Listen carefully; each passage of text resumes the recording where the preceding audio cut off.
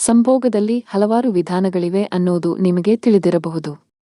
ಅವುಗಳಲ್ಲಿ ಮುಖ್ಯವಾಗಿ 69 ಅನ್ನೋ ಸಂಭೋಗ ವಿಧಾನವನ್ನು ನೀವು ಕೇಳಿರಬಹುದು. ಆದರೆ ಅದೇ ರೀತಿ ಸಂಭೋಗ ವಿಧಾನದಲ್ಲಿ 66 ಅನ್ನೋ ಸಂಭೋಗ ವಿಧಾನವನ್ನ ಕೆಲವರು ಇಷ್ಟಪಡುತ್ತಾರೆ. ಹಾಗಾದರೆ ಏನಿದು ಈ ಪೊಸಿಷನ್? ಇದರ ಬಗ್ಗೆ ಇವತ್ತಿನ ಈ ವಿಡಿಯೋದಲ್ಲಿ ಸಂಪೂರ್ಣ ಮಾಹಿತಿ ತಿಳಿದುಕೊಳ್ಳೋಣ. ವಿಡಿಯೋನ ಕೊನೆವರೆಗೂ ನೋಡಿ. ಈ ಸಂಭೋಗ ವಿಧಾನ ನಿಮಗೆ ಗೊತ್ತಿಲ್ಲದೆ ಇರಬಹುದು, ಆದರೆ ಈ ಸಂಭೋಗ ವಿಧಾನವನ್ನ ಅತಿ ಹೆಚ್ಚು ಜನರು ಇಷ್ಟಪಡುತ್ತಾರೆ. ಈ ಸಂಭೋಗ ವಿಧಾನವನ್ನ ದೇಹದಲ್ಲಿ ನ್ಯೂನತೆ ಹೊಂದಿರುವವರು, ಅತಿಯಾದ ಬೊಜ್ಜು ಹೊಂದಿರುವವರು, ಹೆರಿಗೆಯ ಸಮಯದಲ್ಲಿ ಸಮಸ್ಯೆ ಆದವರು, ಗರ್ಭಧರಿಸಿರುವವರು, ಬೆನ್ನು ನೋವಿನಿಂದ ಬಳಲುತ್ತಿರುವವರಿಗೆ ಅಥವಾ ಯಾವುದೇ ಆರೋಗ್ಯ ಸಮಸ್ಯೆ ಹೊಂದಿರುವವರಿಗೆ ಇದು ಅತಿ ಸೂಕ್ತ ಸಂಭೋಗ ವಿಧಾನ ಅಂತಾನೆ ಹೇಳಬಹುದು. ಈ ಸಂಭೋಗ ವಿಧಾನ ಪ್ರತಿ ಬಾರಿ ನಿಮಗೆ ಅತಿ ಹೆಚ್ಚು ಸುಖವನ್ನ ನೀಡಬಲ್ಲದು. ಸ್ನೇಹಿತರೆ, ನೀವು ಕಿರಿಯರೇ ಆಗಿರಬಹುದು, ಹಿರಿಯರೇ ಆಗಿರಬಹುದು, ಆದರೆ ಈ 66 ವಿಧಾನದ ಬಗ್ಗೆ ತಿಳಿಯದೆ ಇದ್ದರೆ ದಯವಿಟ್ಟು ಈ ವಿಡಿಯೋನ ಪೂರ್ತಿ ನೋಡಿ. 69 ಪೊಸಿಷನ್ ಅನ್ನೋದು ನಿಮಗೆಲ್ಲರಿಗೂ ತಿಳಿದಿರೋ ಹಾಗೆ ಗಂಡು ಮತ್ತು ಹೆಣ್ಣು ಪರಸ್ಪರ ವಿರುದ್ಧ ದಿಕ್ಕಿಗೆ ತಲೆಯಿಟ್ಟು ಮಲಗಿ ಬಾಯಿ ಅಥವಾ ನಾಲಗೆಯ ಸಹಾಯದಿಂದ ಪರಸ್ಪರ ಜನನಾಂಗವನ್ನ ಉದ್ರೇಕಿಸಿ ಲೈಂಗಿಕ ಸುಖವನ್ನ ನೀಡುವ ಒಂದು ವಿಧಾನ. ಹೆಚ್ಚಿನ ಸ್ತ್ರೀಯರು ಸಹ ಈ ಲೈಂಗಿಕ ವಿಧಾನವನ್ನ ಇಷ್ಟಪಡುತ್ತಾರೆ. ಇದರ ಬಗ್ಗೆ ಬಹುತೇಕ ಜನರಿಗೆ ತಿಳಿದಿರುತ್ತೆ. ಆದರೆ ಇವತ್ತಿನ ಈ ವಿಡಿಯೋದಲ್ಲಿ 66 ಅನ್ನೋ ಹೊಸ ಲೈಂಗಿಕ ವಿಧಾನದ ಬಗ್ಗೆ ತಿಳಿದುಕೊಳ್ಳೋಣ. 66 ಅನ್ನೋ ಲೈಂಗಿಕ ವಿಧಾನವನ್ನ ಮಾಡುವಾಗ ಗಂಡು ಮತ್ತು ಹೆಣ್ಣು ಇಬ್ಬರೂ ಒಂದೇ ಬದಿಗೆ ಮುಖ ಮಾಡಿ ಮಲಗಬೇಕಾಗುತ್ತೆ. ಈ ವಿಧಾನದಲ್ಲಿ ಸಂಭೋಗ ಮಾಡುವಾಗ ಗಂಡಿನ ಜನನಾಂಗ ಹೆಣ್ಣಿನ ಪೃಷ್ಠ ಅಥವಾ ಹಿಂಭಾಗ ಟಚ್ ಆಗಿರುತ್ತೆ.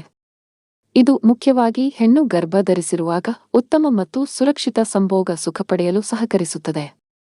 ಈ ರೀತಿ ಸಂಭೋಗ ಮಾಡುವಾಗ ಗಂಡಿನ ಜನನಾಂಗ ಹೆಣ್ಣಿನ ಪೃಷ್ಠಭಾಗವನ್ನ ಚೆನ್ನಾಗಿ ಅದುಮುತ್ತಿರುತ್ತದೆ. ಇದು ಹೆಣ್ಣಿನಲ್ಲಿ ಉದ್ರೇಕವನ್ನ ಹೆಚ್ಚಿಸುತ್ತೆ. ಅದಾಗಲೇ ಹಿಂದಿನ ವಿಡಿಯೋದಲ್ಲಿ ಹೇಳಿರುವಂತೆ ಹೆಣ್ಣಿನ ದೇಹದ ಪ್ರತಿಯೊಂದು ಭಾಗ ಲೈಂಗಿಕ ಉದ್ರೇಕವನ್ನ ನೀಡುವುದರಿಂದ ಈ ಸಂಭೋಗ ವಿಧಾನದಲ್ಲಿ ಹೆಣ್ಣು ಲೈಂಗಿಕ ಸುಖವನ್ನ ಪಡೆಯುತ್ತಾಳೆ. ಈ ರೀತಿ ಸಂಭೋಗವನ್ನ ಗಂಡು ಮತ್ತು ಹೆಣ್ಣು ಅಂದ್ರೆ ಸೈಡ್ ಕಪಲ್ ಅಂತ ಏನು ಕರೀತೀವೋ ಅವರು ಮಾತ್ರವಲ್ಲದೆ ಸಲಿಂಗಕಾಮಿಗಳು ಸಹ ಇಷ್ಟಪಡುತ್ತಾರೆ.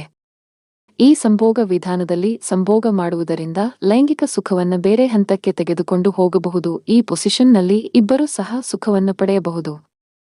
ಈ ಪೊಸಿಷನ್ನಲ್ಲಿ ಹಿಂಭಾಗದಿಂದ ಸಂಭೋಗ ಕ್ರಿಯೆಯನ್ನ ನಡೆಸಬಹುದು. ಇದು ಹೆಣ್ಣಿಗೆ ಅತಿ ಹೆಚ್ಚು ಸುಖವನ್ನ ನೀಡುವ ಸಂಭೋಗ ವಿಧಾನಗಳಲ್ಲಿ ಒಂದು. ಈ ರೀತಿ ಸಂಭೋಗ ಮಾಡುವ ಜೊತೆ ಗಂಡಿಗೆ ಹೆಣ್ಣಿನ ಎದೆ ಮತ್ತು ಜನನಾಂಗವನ್ನ ಸುಲಭವಾಗಿ ಉದ್ರೇಕಿಸಲು ಸಹಕರಿಸುತ್ತೆ. ಸ್ನೇಹಿತರೆ, ಈ ಸಂಭೋಗ ವಿಧಾನವನ್ನ ಎಲ್ಲರೂ ಬಹಳ ಸುಲಭವಾಗಿ ಮಾಡಬಹುದು. ಈ ಸಂಭೋಗ ಕ್ರಿಯೆಯನ್ನ ನೀವು ಬಹಳ ಸುಲಭವಾಗಿ ಬೆಡ್ ಮೇಲೆ ಮಲಗಿ ಅಥವಾ ಕುಳಿತುಕೊಂಡು ಮಾಡಬಹುದು. ಗಂಡಿನ ತೊಡೆಯ ಮೇಲೆ ಹೆಣ್ಣು ಕುಳಿತು ಲೈಂಗಿಕ ಸುಖವನ್ನು ಪಡೆಯಬಹುದು. ಇದರಲ್ಲಿ ಮುಖ್ಯವಾಗಿ ಹಿಂಭಾಗವನ್ನ ಉಜ್ಜುವ ಕ್ರಿಯೆ ಚೆನ್ನಾಗಿರುತ್ತೆ. ಈ ಸಂಭೋಗ ವಿಧಾನದ ಇನ್ನೊಂದು ಗುಣ ಏನೆಂದರೆ ಇದರಲ್ಲಿ ಹೆಚ್ಚೆಚ್ಚು ವಸ್ತುಗಳ ಅವಶ್ಯಕತೆ ಇರುವುದಿಲ್ಲ. ಈ ಸಂಭೋಗ ವಿಧಾನ ಹಿಂಭಾಗದ ಸಂಭೋಗ ಮತ್ತು ಮುಂಭಾಗದ ಸಂಭೋಗ ಮಾಡುವವರಿಗೂ ಉತ್ತಮ ವಿಧಾನ. ಆದ್ದರಿಂದ 66 ಅನ್ನೋ ಸಂಭೋಗ ವಿಧಾನದಲ್ಲಿ ತಮ್ಮ ಲೈಂಗಿಕ ಆಸೆಗಳನ್ನ ಬಹಳ ಸುಲಭವಾಗಿ ಈಡೇರಿಸಿಕೊಳ್ಳಬಹುದಾಗಿದೆ. ಆದರೆ ಈ ವಿಧಾನದಲ್ಲಿ ಸಂಭೋಗ ಕ್ರಿಯೆಯನ್ನ ಮಾಡುವಾಗ ಒಂದು ವಿಷಯ ಯಾವಾಗಲೂ ನೆನಪಿಟ್ಟುಕೊಳ್ಳಿ. ಯಾವುದೇ ಕಾರಣಕ್ಕೂ ನಿಮ್ಮ ಸಂಗಾತಿಗೆ ಈ ಸಂಭೋಗ ವಿಧಾನ ಇಷ್ಟಪಡದೇ ಇದ್ದರೆ ಬಲಾತ್ಕಾರದಿಂದ ಸಂಭೋಗ ಕ್ರಿಯೆಯನ್ನ ಮಾಡಬೇಡಿ. ಅದೇ ರೀತಿ ಗರ್ಭಧರಿಸಿದ ಮೇಲೆ ಸಂಭೋಗ ಮಾಡುವಾಗ ಹೆಣ್ಣಿನ ಹೊಟ್ಟೆಯ ಭಾಗದಲ್ಲಿ ಒತ್ತಡ ಬೀಳದಂತೆ ನೋಡಿಕೊಳ್ಳುವುದು ಬಹಳ ಮುಖ್ಯ. ಈ ವಿಧಾನದಲ್ಲಿ ಲೈಂಗಿಕ ಸಂಭೋಗ ಕ್ರಿಯೆ ಮಾಡುವಾಗ ಹೆಣ್ಣಿನ ಹೊಟ್ಟೆಯ ಭಾಗಕ್ಕೆ ಮೆದುವಾದ ತಲೆದಿಂಬಿನ ಸಪೋರ್ಟ್ ನೀಡುವುದು ಉತ್ತಮ. ಈ ಲೈಂಗಿಕ ವಿಧಾನ ಮುಖ್ಯವಾಗಿ ಫೋರ್ಪ್ಲೇ ಜೊತೆಗೆ ಅತಿ ಹೆಚ್ಚು ಸುಖವನ್ನ ನೀಡುತ್ತೆ. ಅದೇ ರೀತಿ ನಿಮ್ಮ ಸಂಗಾತಿಗೆ ಡಾಗಿ ಸ್ಟೈಲ್ ಇಷ್ಟ ಇಲ್ಲದೇ ಇದ್ದರೆ ಮೊದಲಿಗೆ 66 ಅನ್ನೋ ಈ ವಿಧಾನವನ್ನು ಟ್ರೈ ಮಾಡಿ.